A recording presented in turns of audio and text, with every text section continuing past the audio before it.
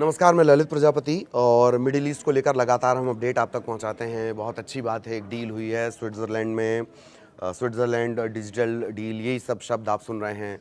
Trump तो एकदम चिल्ला उठे कि वाह वाह एकदम डील हो गई है, सब कुछ शांत हैं। लेकिन ऐसा लगता है कि नेतन्याहू की जो जिद है वो अभी भी उसी तरह बरकरार है। सबसे पहले मिडिल ईस्ट के इस वक्त के अपडेट क्या हैं वो देख लेते हैं। यूएस ईरान की डील हो गई है, तकनीकी काम शुरू होगा, ये कहना है IAEA के जो प्रमुख हैं, इंटरनेशनल एटॉमिक एनर्जी एजेंसी, यही वो एजेंसी है। इसी ने बताया था कि नहीं उनके पास कोई परमाणु हथियार नहीं है। कुछ सालों बाद ये एजेंसी कहने लगी नहीं उनके पास यूरेनियम है। फिर अचानक से ये कहने लगी कि उनका जो यूरेनियम है वो तो 60% एनरिच्ड है और कभी भी उससे कुछ भी हो सकता है। 14 दिन में अगर उसे 90% ले गए 60 को, तो वो परमाणु हथियार के लायक हो जाता है। यही वो एजेंसी है। अब इसका कहना है कि यूएस ईरान के बीच जो डील हुई है, समझौता हुआ, उसका स्वागत है। न्यूक्लियर वॉचडॉग संस्था एक साफ एक्शन प्लान तैयार करने का काम करेगी। राइटर्स से उन्होंने बात कही है। राफेल ग्रासी का कहना है कि ये अच्छी बात है, मेमोरेंडम तैयार हो गया, तकनीकी काम शुरू होगा। समय आ रहा है कि IAEA, यूएस और ईरान के अधिकारियों के साथ मिलकर तेहरान के न्यूक्लियर प्रोग्राम से निपटने के लिए ठोस कदम उठाए जाएं। अमेरिकी राष्ट्रपति डोनाल्ड ट्रंप और ईरान के राष्ट्रपति मसूद पजेश्कियान, इनके बीच डिजिटल साइन हो चुके हैं, इलेक्ट्रॉनिक हस्ताक्षर हो चुके हैं। पाकिस्तान ने क्रेडिट लेने की दौड़ भी शुरू कर दी है, श्रेय लेने की होड़। इस्लामाबाद समझौता ज्ञापन प्रभावी हो गया, ये उसका कहना है। अमेरिकी अधिकारियों का कहना है कि ईरान द्वारा परमाणु हथियार विकसित या ना खरीदने और सभी मोर्चे पर युद्ध समाप्त करने, स्ट्रेट ऑफ होर्मुज को फिर से खोलने जैसी शर्तें हैं। हाँ, ये बात सही है कि पाकिस्तान ने इनिशिएटिव लिया था कतर और ओमान के बाद, लेकिन पूरा क्रेडिट सिर्फ पाकिस्तान का हो ऐसा लगता नहीं है।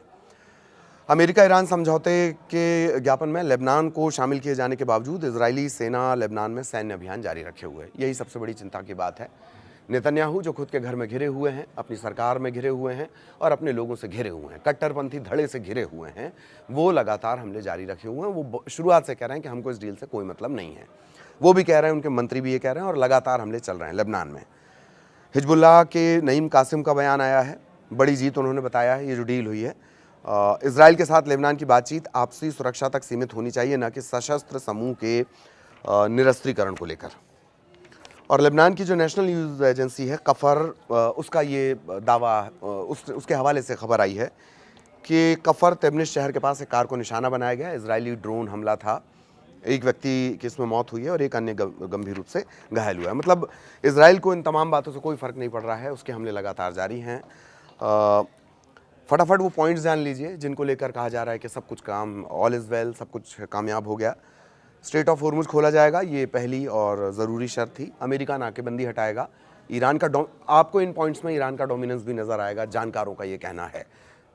ईरान का डोमिनेंस आपको नज़र आएगा, जानकारों का ये कहना है। एक बात। दूसरी बात, बार बार ये कहा जा रहा है, जो ट्रंप की पार्टी है रिपब्लिकन, उसके ही लोग ये सवाल उठा रहे हैं कि वो साफ साफ खुलकर, ये जो अलग अलग हवाले से आ रहा है, कोई 14 पॉइंट बता रहा है, कोई 10 पॉइंट बता रहा है, कोई 9 पॉइंट बता रहा है, साफ साफ खुलकर ट्रंप वो दस्तावेज़, वो MOU, वो मेमोरेंडम ऑफ अंडरस्टैंडिंग क्यों नहीं दिखाते हैं जो इस डील का लब्बो-लुआब है, क्यों नहीं दिखाते हैं? ट्रंप अपने घर में घिरे हुए हैं। खैर, अमेरिका अपनी समुद्री नाकाबंदी हटाएगा, ईरान परमाणु हथियार नहीं बनाएगा। क्या वाकई ऐसा लगता है कि ईरान परमाणु हथियार नहीं बनाएगा? जिस ईरान ने अपनी टॉप लीडरशिप खो दी, टॉप साइंटिस्ट खो दिए, जिसने पूरा का पूरा एक शहर पहाड़ों के नीचे बसाया हुआ है सिर्फ इस फैसिलिटी को बचाने के लिए, क्या वाकई वो ईरान परमाणु हथियार नहीं बनाएगा? ये एक सवाल है और यही सबसे बड़ा सवाल इस वक्त बना हुआ है। ईरान को 28 लाख करोड़ का हर्जाना होगा। अमेरिका अपने क्षेत्रीय सहयोगियों के साथ में ये मिलकर ईरान को पुनर्निर्माण के लिए, डेवलपमेंट के लिए कम से कम $300 अरब यानी 28 लाख करोड़ रुपए देगा। अब इसमें थोड़ा सा विरोधाभास है और सबसे ज़्यादा पेचीदा जो मामला है इस पूरी डील का, यही है। वजह यह है कि जेडी वेंस क्या कह रहे हैं। जेडी वेंस ने अभी 24 घंटा पहले क्या कहा था, इस डील पर साइन होने के ठीक पहले उन्होंने कहा कि हम खाड़ी देशों से दे देंगे, खाड़ी देशों से कह देंगे कि वो ईरान को पैसे दें। खाड़ी देशों की ज़मीन का इस्तेमाल आप करें युद्ध के लिए, और खाड़ी जो नुकसान ईरान का हुआ है वो भरें खाड़ी देश। यहां पेच फंसा हुआ है। हालांकि अब जो बात सामने आई है कि अमेरिका भी इसमें कंट्रीब्यूट करेगा। ये किस तरह से दिया जाएगा? आप वहां पर एजेंसी अपनी भेज देंगे। अब लोकल लैंग्वेज में समझिए कि मैं अपना ठेकेदार भेज दूंगा ईरान कि जाओ तुम वहां कर दो काम, उसके बदले में पैसे नहीं लेना, पेमेंट मैं तुम्हें कर दूंगा। क्या ऐसे काम किया जाएगा? ये अभी बाकी है। और सबसे पेचीदा पॉइंट है, ईरानी तेल के निर्यात पर छूट दे दी गई। न्यूयॉर्क टाइम्स का ये दावा है। ईरान के खिलाफ सख्त रोक रखने वाले नेताओं विशेषज्ञों के बीच सबसे ज़्यादा चिंता का विषय यही बना हुआ है। तेल निर्यात पर लगी रोक अमेरिका का सबसे प्रभावी दबाव का साधन थी, और अब उस पर से रोक हटाने की बात कही जा रही है। ईरान पर जो आर्थिक प्रतिबंध लगे हैं, और लंबा चौड़ा सिलसिला है इसका, 70 के दशक से इस तरह के जो प्रतिबंध हैं वो लगे हुए हैं ईरान के ऊपर। बार बार ये बदलते भी रहे।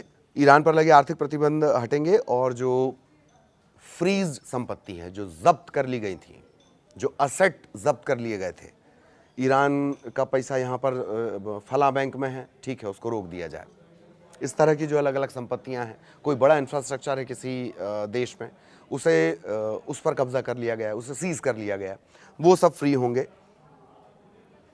विदेशों में जो ईरान की फ्रीज फंड की टाइमलाइन है वो 79 से शुरू होती है, 1979 से, जब ईरानी क्रांति, इस्लामी क्रांति जिसे कहा जाता है, उसका इतिहास शुरू होता है। एक बात, एक दूसरे के आंतरिक मामलों में दखल नहीं देंगे, ऐसा बहुत आसान लगता नहीं है अमेरिका की जिद और अमेरिका के तौर तरीके और अमेरिका के इतिहास को देखते हुए।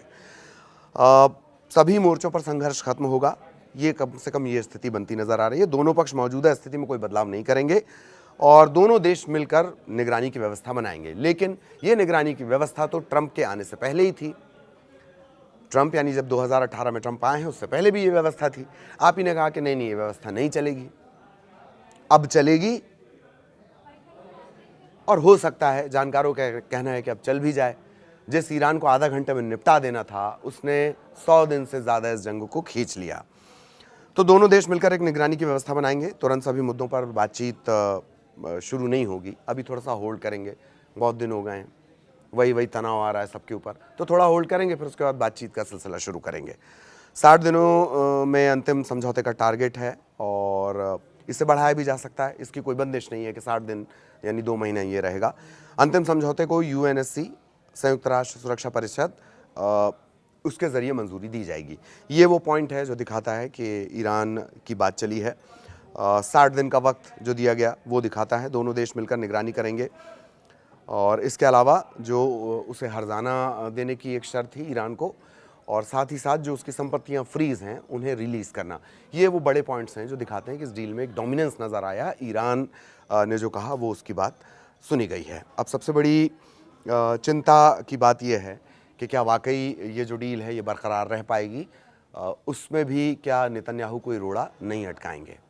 दोनों के बीच ज़बानी तनाव, ट्रंप और नेतन्याहू के बीच ज़बानी तनाव लगातार बढ़ा है, लेकिन हकीकत ये है कि यहूदी लॉबी, जूइश लॉबी, वो अमेरिका में एक तरह से डोमिनेंस करती है। एक सांसद हैं अमेरिकी सीनेटर, नाम मुझे याद नहीं आ रहा है, उनका ये कहना है कि जूश तय करते हैं कि दुनिया में कहाँ युद्ध होगा। अपडेट क्या है इस वक्त के?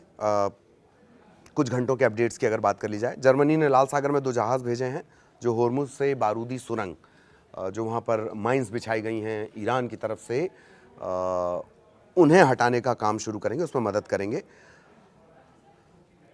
एक और इतिहास भी है इस जगह का जहाँ पर ये डील हुई है, उसको किसी और वीडियो के ज़रिए देखा जाएगा। दस्तावेज़ों पर दस्तखत कर दिए गए हैं, एक इलेक्ट्रॉनिक डिजिटल साइन कर दिए गए हैं। तो ये इस वक्त का अपडेट है। आगे भी मिडिल ईस्ट से जुड़ा जो भी अपडेट रहेगा वो हम आप तक पहुंचाएंगे। इन सबके बीच वही सवाल, सबसे बड़ी चिंता, सबसे बड़ा सवाल कि क्या नेतन्याहू की ज़िद इस शांति को, इस युद्ध विराम को, या दुनिया को जबरन युद्ध में धकेले जाने की आशंका को उसी तरह से बनाए रखेगी, या नेतन्याहू पीछे हटेंगे, ख़ास तौर पर लेबनान को लेकर। ईरान को लेकर तो हट गए हैं, लेबनान को लेकर नहीं हट रहे हैं। ईरान का मेन पॉइंट ये भी है कि लेबनान भी इसमें शामिल होगा, ये जो शांति का मसौदा तैयार किया गया है। आगे भी अपडेट आप तक पहुंचाएंगे। नमस्कार।